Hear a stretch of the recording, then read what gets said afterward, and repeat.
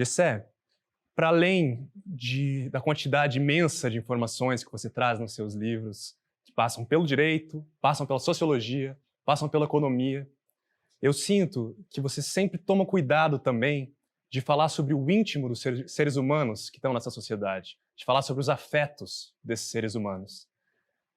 Você tem a recordação, Gessé? Eu não sei se isso foi durante a sua infância, se isso foi na adolescência, mas você se lembra da primeira vez que caiu a ficha que você estava num país complexo e desigual? Aí são duas questões que você põe, que são muito importantes, as duas. Isso que você tocou, no fundo, Francisco, sobre essa atenção a esses mecanismos afetivos, porque, no fundo, é a dimensão mais importante dos seres humanos, né? Os seres humanos, no fundo, eles são construídos afetivamente, né? E nós somos criações a partir de mecanismos de identificação afetiva, emocional com os nossos pais. É assim, ou quem ocupa essa função, não é isso? É assim que nós somos montados, construídos, no fundo. Obviamente, a gente vai depois esquecer isso, né? Ninguém lembra o que aconteceu com 1, 2 ou 3 anos, mas é exatamente como exatamente nessa época que a gente é montado do modo como a gente é. O tipo de gente, é claro que vai ter mudanças, etc., mas a semente principal, né, o cerne, já é montado nessa primeira infância e tudo. Então, nós somos, antes de tudo, apesar da gente ter se imaginar de um outro modo, a gente gosta de se imaginar como racional, como, né? A gente gosta de reprimir essa realidade continua sendo a realidade principal para a gente. Então, é extremamente importante que a gente reaviva isso, né? Isso tem a ver com várias outras coisas, né? Por exemplo, a gente tende a se interpretar como sendo seres que têm interesses econômicos, não é isso? Ou seja, que você imagine, como se nós fôssemos o quê? Né? Essas coisas assim, olha, a gente não tem fragilidade nenhuma, estamos aqui na luta pela competição econômica, não é isso? Né? Nós temos interesses econômicos, nós somos super pessoas, né? Indestrutíveis, imortais, etc. Né? E essa linguagem é uma linguagem que vai inflar o ego das pessoas, inclusive, né? Vão fantasiar, vão mentir a elas sobre quem elas são. E nós somos, no fundo, seres muito frágeis, transitórios, né?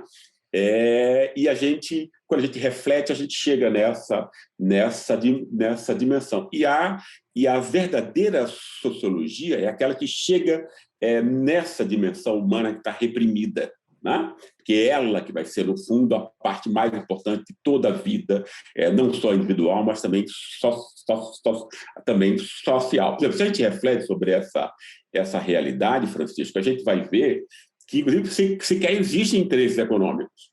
Né? Entende? Quer dizer, no fundo, é uma hierarquia, uma série de interpretações morais, né? Sobre como a gente deve prover a distribuição de comida, de uma moradia, etc., etc. Isso que a gente chama de interesse econômico, no fundo, é claro que esses interesses existem, a fome existe, etc., etc., né? Mas o que importa é a forma específica na qual a gente decide como coletividade enfrentar a fome, por exemplo, né? Porque é muito importante a gente ver que essa repressão dessa fragilidade humana, ela é extremamente importante, né? Ou seja, esse mundo dos afetos, esse mundo das emoções, etc., né? É o mundo, a ideologia dominante no mundo tende a nos apresentar como super-homens e super-mulheres, né?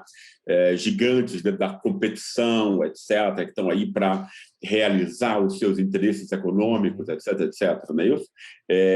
Isso esconde, por exemplo, o fato de que não existe interesse econômico, por exemplo, enquanto tal, né? Todos os interesses econômicos, ou seja, o que a gente costuma dizer, chamar de interesse econômico, o fato, né, da fome, ter um teto na cabeça, né, não sentir frio, etc., etc. O mais importante, no fundo, é a forma como a gente decide resolver essas questões. A fome, por exemplo, ela pode ser resolvida de mil maneiras, né? Ela pode dizer, por exemplo, que a boa comida deve ir para 1%, etc., e que 80% deve passar fome, etc. Isso é uma decisão moral, isso não é uma decisão econômica. Quando a gente tende a imaginar o mundo da economia, o mundo social, como sendo comandado por esse tipo de questão, né? Isso tem a ver também com você invisibilizar todo esse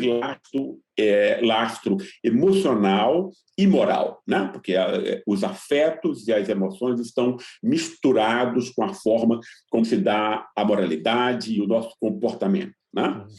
Atentar para essa realidade, atentar para uma dimensão que quase sempre tornada invisível pelas forças do poder, né? Que querem nos fantasiar como se nós fôssemos, né?